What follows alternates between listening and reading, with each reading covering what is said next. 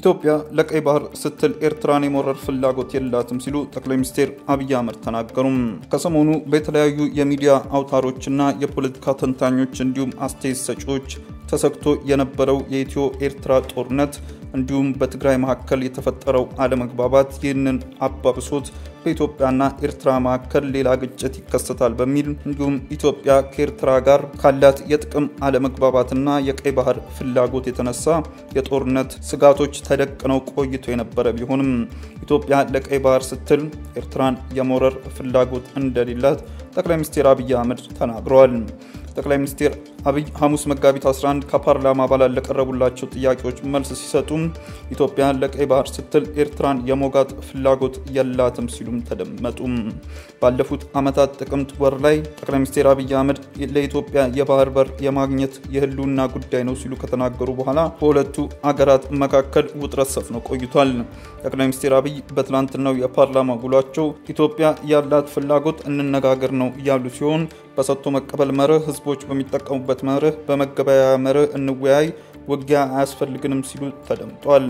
የኢትዮጵያና የኤርትራ ህዝብ የሚያስፈልገው ልማት ነው ያሉት ጠቅላይ ሚኒስትሩ ተባብረን ማልማትና መስራት እንጂ አንዱ መውጋት እኛ አንፈልግም ሲሉ ነው የተደመጡት። የቀይ ባህር ፍላጎታችን ከሶማሊያ፣ ከጅቡቲ፣ ከኤርትራ፣ ከኬንያ የሚያጣላ የሚያዋጋ መሆን የለበትም የጋራ ሀብት ነው ያሉት ጠቅላይ ሚኒስትሩ 5000 የባህር ዳርቻ በቀጠናው ላይ እንደሚገኝና ለሁሉም በቂ መሆኑን ጠቅሷል። በቀይ ባህርና በአባይ ጉዳይ የመንግስትን አቋም ምን እንደሚመስል በጎረቤት አገራት ዘንድ ግልጽ ነበርም ሲሉ አመላክቷል።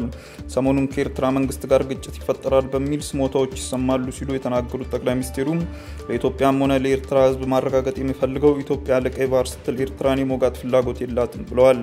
ባለፉት ዓመታት ከኢትዮጵያ ራስ ገዟ ሶማሊያ ጋር የባህር በር ሊያስገኝ የሚችል የመገበያያ ሰነድ መፈረሟን ተከትሎ ነው ከሶማሊያ ጋር ውጥረት ውስጥ ገብታ የቆየችው። ኢትዮጵያና ሶማሊያ የተፈራረሙት ስምምነት ለ50 ዓመት የሚዘልቅ ሊዝ መሆኑ በወቅቱ የተገለጸ ሲሆን ኢትዮጵያ ሶማሌላንድ ውስጥ የጦርና የንግድ ሰፈራት እንዲኖራትም የሚፈቅድ መሆኑን ተናግሮ ነበር። ይህም ስምምነት ተከትሎ ውጥረት ውስጥ የቆዩት ኢትዮጵያና ሶማሊያ በቱርክ መንግስት አሸማጋይነት እርቅ አውርደዋል። ጠቅላይ ሚኒስትር አብይ ከ120 ሚሊዮን ህዝብ ያላት ሀገር የባህር በር ያስፈልጋታል ሲሉም በድጋሚ ተደምጠዋል።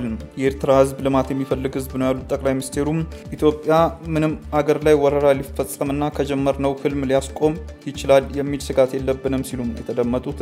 በቂ ዝግጅት ስላለን ማንም አያስቆምንም ያሉት ጠቅላይ ሚኒስትሩ ዝግጅት የምናደርገው ጦርነት ለማስቆምም ነው ሲሉም አክለዋል። የባህር በር ጥያቄ ማንሳት ነውርነቱንም አቁሟል ያሉት ጠቅላይ ሚኒስትሩ የዓለም አቀፍ ማህበረሰብ አቋምም በዓለም ላይ ትልቅ ሀገር ሆኖ የባህር በር የሌለው የለም ሲሉም በሰጥቶ መቀበል መርህ ሊሆን ይገባል የሚል ነው ሲሉም ለህዝብ ተወካዮች ምክር ቤት አብራርተዋል። ኢትዮጵያ ከጎረቤት ሀገራት ጋር በእርሳቸው የስልጣን ዘመን ተታክሷ እንደማታውቅ የተናገሩት ጠቅላይ ሚኒስትሩ ምንም አይነት ትንኮሳ ከየትኛውም ወገን መኖር የለበትም፣ ትንኮሳ ካለ ምላሹ የከፋ ስለሚሆንም ብለዋል። ጠቅላይ ሚኒስትሩ አክለው በኢትዮጵያ ወገን ትንኮሳ እንደማይኖር አረጋግጠዋል። የቀይ ባህር ጉዳይ ለኢትዮጵያ ህልውና ነው ሲሉ በድጋሚ የተናገሩት አብይ መለወጥ እና ማደግ የሚፈልግ ህዝብ ጫፍ ተሰምሮለት እስር ቤት ሊቀመጥ አይችልም ብለዋል።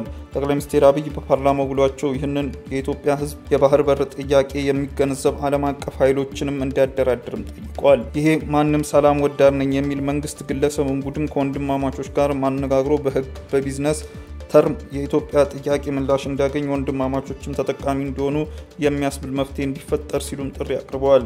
ኢትዮጵያ 95% የሚሆነውን የውጭ ገቢ ምርቶችን የምታንቀሳቅሰው 31 ኪሎ ሜትር በተዘረጋው የጅቡቲ ወደብ ነው።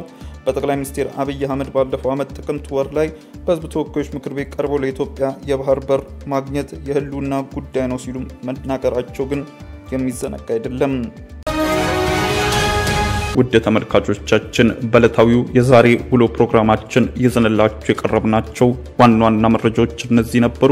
ከፕሮግራም ጋር አብሬያችሁ ቆይታ ያደረኩት እኔ አብዲስ አደፋር ነበርኩ። ከሌሎች የኬሎ ሚዲያ ፕሮግራሞች ጋር መልካም ቆይታ